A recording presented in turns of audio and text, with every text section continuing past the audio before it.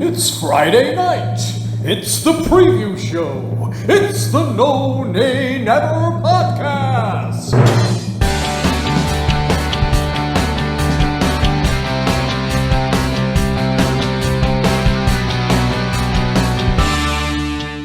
Hello and welcome to the preview show brought to you by the No Nay Never podcast.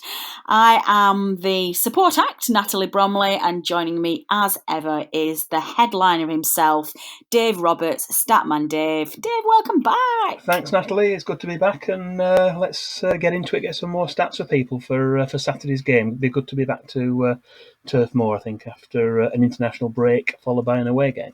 Absolutely, and it also feels like it's been ages since we were at Turf as well. It has. It has. This week, Norwich City at home, another Saturday 3 p.m. kickoff, which is outstanding news. I love this show. I'm really getting into this, and I'm get very excited when we come to record the preview show.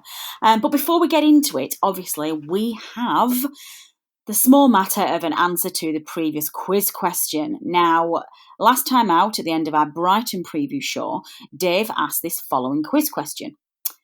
Although 5 different Brighton fans play... No, not Brighton fans. That'd be impressive, wouldn't it?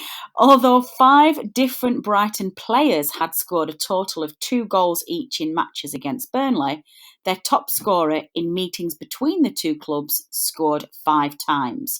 He also spent part of his career playing for Burnley in the 1990s, but who is he?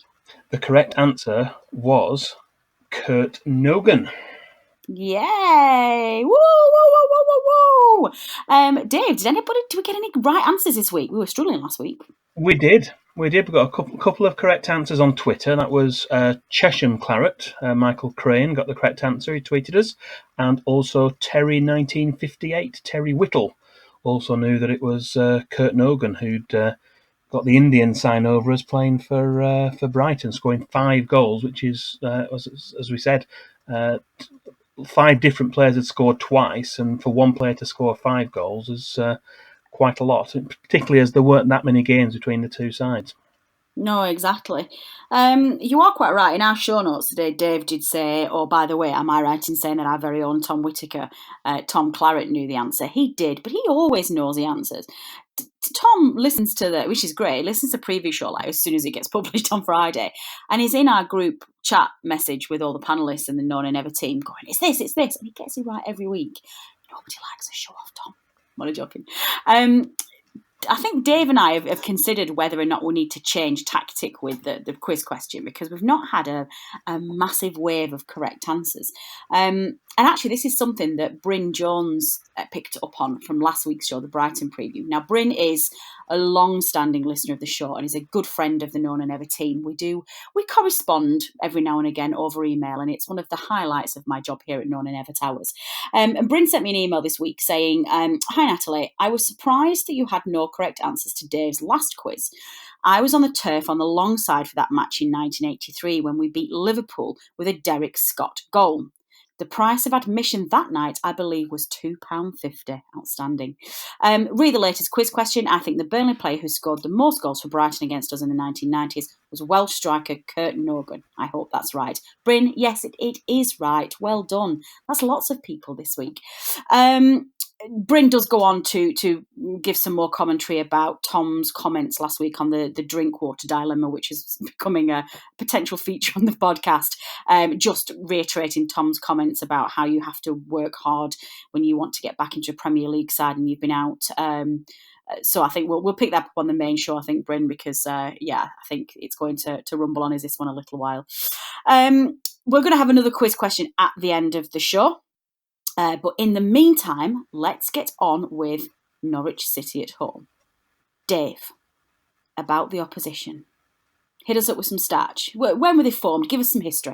Norwich City were formed in 1902 and they turned professional 3 years later in 1905. They were admitted to the 3rd division of the Football League in 1920 when the number of league clubs was expanded from 44 to 66. Excellent. Any nicknames? You'll not be surprised to know that football fans know them as the Canaries, and they started using a canary on their crest as early as 1906. It's thought that canaries were popular in the region due to them being brought over by immigrant weavers from the Netherlands. That's a good stat. All-time goal scorer, please. A gentleman called Johnny Gavin. He was a winger who played for Norwich City during two separate spells in the 1940s and 1950s. He's the club's top all-time goal scorer. He scored 132 goals in 338 matches.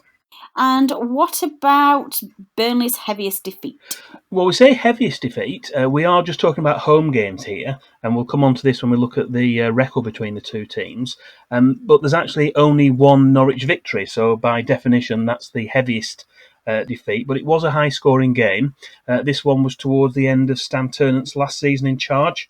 Burnley actually led 3-2 at half-time, but the Canaries, as many other teams did, exposed our defensive frailties in the second half and scored three more times past Brian Jensen to win the match 5-3. So that's Burnley's heaviest and only home defeat to Norwich City. Boo.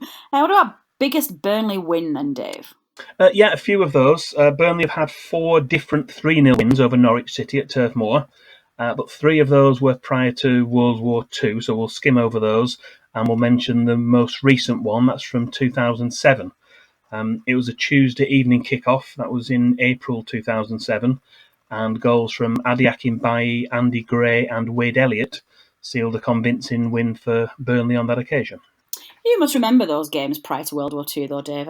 No, but I've researched it. I do research back and look at games going all the way back.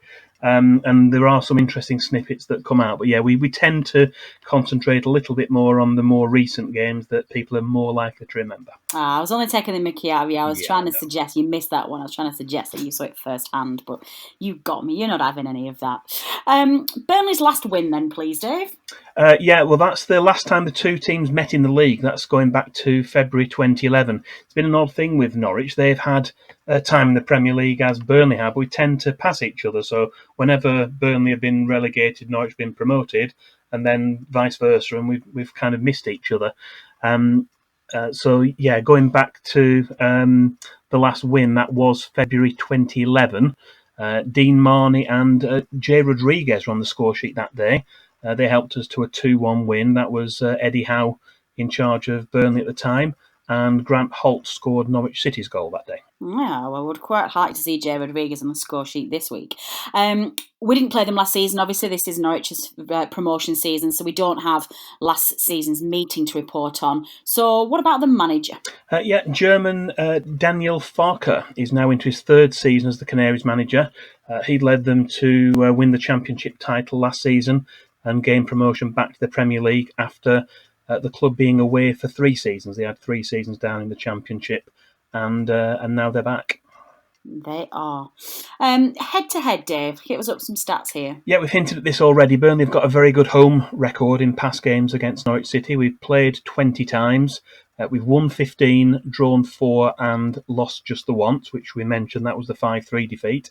And for home top flight matches, there's just been 2. Burnley have won 1 and drawn 1 of those top flight matches, but they were both going back to the 1970s. We had a 1-0 win in December 1973 with a goal from Billy Ingham, and then a remarkable 4-4 draw in September 1975. But I'll mention that in a little bit more detail when you ask me for a stat of the week.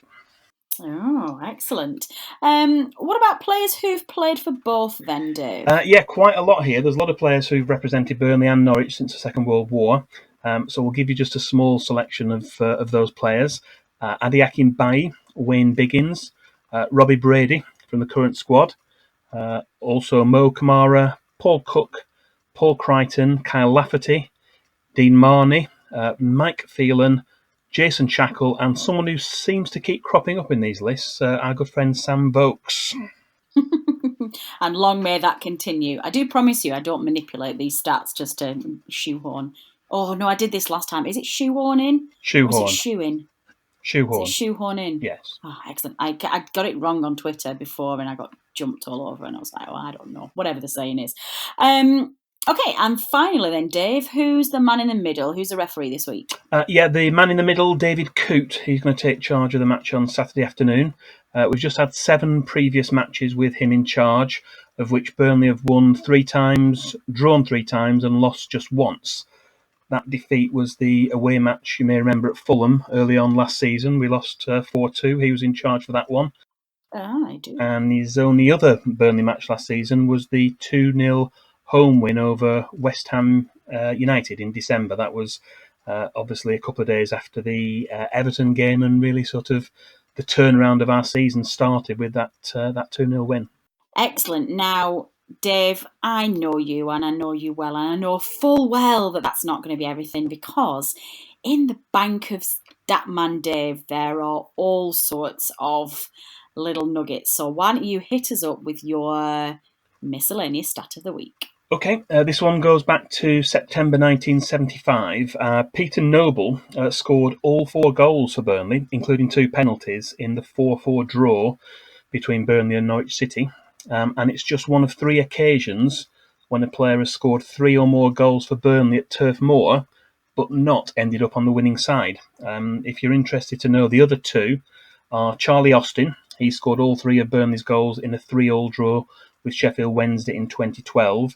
And most unlucky of all was Gareth Taylor, who bagged a hat-trick at Turf Moor against Watford in 2003 in a match which Burnley lost 7-4, but the less said about that one, the better. Absolutely. Well, we normally at this point have an opportunity to speak to the opposition. We say, hi, hello there, Norwich fans, and we give them some lovely history that Dave's been working on, and we ask them about what's how did they become a fan, what's the first Norwich Burnley match they remember, what do they think about their signings, how do they think Burnley are going to do.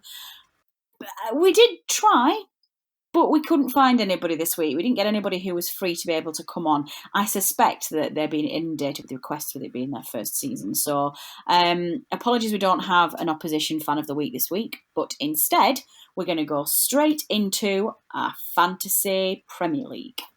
Yeah, in terms of the FPL updates this week, there's been quite a bit of jockeying around for position at the top of the No Nay Never Fantasy Premier League table. And our latest league leader is Matthew Dent. He's accumulated 316 points so far, very impressive total, with his Bob Lord's Butchers team. Rob Greenwood's team, Ospina Colada, is in second place with alcohol related. Second place on 313 points. And Jacques Bing's team, Bing is Back, is in third place with 312 points. Ah, well, you see, I do know Rob Greenwood, actually. He's a friend of mine. That's probably why I started laughing at that much. So I guess it was a tough week, was it? I was going to call you Rob then, because I've got Rob Greenwood. Dave, it was a tough week, I believe. Carry on. Let us know what's happening. It was a tough week. Well, so judging by my points total, it was a very tough week. But Tom Back's FC Deitch team was the top individual score of all the teams in our league. He picked up an impressive 88 points, which was rather good. And looking at the No Nay Never panel members, we should have kept a separate league for us as well, have a private league so we could check it. But just scanning through, Richard Steele seems to be leading that one. He got 76 points last week, which resulted in a climb to 26th place in the league. It is. In terms of Team No Nay Never, I think George Poole, who was on the main show this week, had overtaken him last week as the leader of Team No Nay Never. I'm still at the bottom. And I've got nobody to blame but myself. Out of 163 members in our league, I'm 162. So I need to find some time in the week to devote attention to my fantasy football league. I want to at least get on the second from bottom page. That would be an improvement. What about in terms of players, Dave? Have we got any stats on how the individual players performed? Well, looking at last week's Dream Team, if you have the foresight to select the following 11 players, Fabianski, Aurier, Alderweireld, Tomori, Son, Mane, Djenepo, Buendia, Abraham, Wilson and Aubameyang, then it was possible to score a whopping 136 points, or actually 152 if the triple captain option had been used. The closest anyone who came to that was one manager who scored 128 points with the use of their triple captain option. So it was possible to get points last week, but I think There was one or two freak results, weren't there, in there, which didn't help. Anyone with Man City defenders probably didn't do as well as they thought they might have done. So it was a difficult week all round. I think it was average points or something around 50, I think. So it was a little bit tricky, but these things come to test us, don't they? It's not straightforward as we know, looking at our positions in the league. Well, it is kind of straightforward for me because you just randomly pick a team at the beginning of the season and then forget about your team for about 52 weeks. It's very easy. Just looking at the other stats now, I think our Ashley's still head of the Burnley list. Ashley still. Yeah, he's got a full total of 29 points with Peters behind him. I think they've very much got those from that opening fixture of the weekend against Southampton. Pope and McNeil are sneaking up behind them on 18 points. But yeah, Ashley Barnes is still the one. Do you know, I think you've had a stat a couple of weeks ago about how many managers had selected Barnes, and then Pope, or was it Pope? They were the top two, yeah. I think about 13% had Nick Pope and about 10% had Ashley Barnes. I think I glanced at it this week, it's similar sort of percentages in there for those two players, but they're way out in front of any of the other Burnley players. Excellent. Well, we are, of course, going to bring you another Fantasy Premier League update in our next preview show, as we're going to monitor who is going to win the race to the coveted No Nay Never title. Goodness me, that was a mouthful. But first, we end this show now with a quiz question. It's the Burnley Stats quiz question, and I know that this is the section that you're all dying to hear because it's the one that gives you all the glory, and especially for those of you who aren't playing in the Fantasy Football League. So, Dave, what is this week's quiz question? Well, I'm hoping I've made it slightly easier because there was a little bit of criticism that perhaps the questions were a little bit difficult before. So hopefully this one's a little bit easier for people to get, but we'll see with the responses, won't we? Burnley's first £1 million signing made his debut for the Clarets in a 2-0 win against Norwich City at Turf Moor in November 2000. But can you name that player? I know this one. And I haven't scrolled down the page yet either to where the answer is for my cheat sheet. I do know this one. So off the air, when we finish recording, I'm going to ask you if I've got it right before I scroll down. If you do need a little bit of help and inspiration, you just need to look at the Burnley Stats page. Dave, where do they find that? Yeah, there's a short link for that. It's that's bit.ly /Burnley Stats, and that's all in lowercase.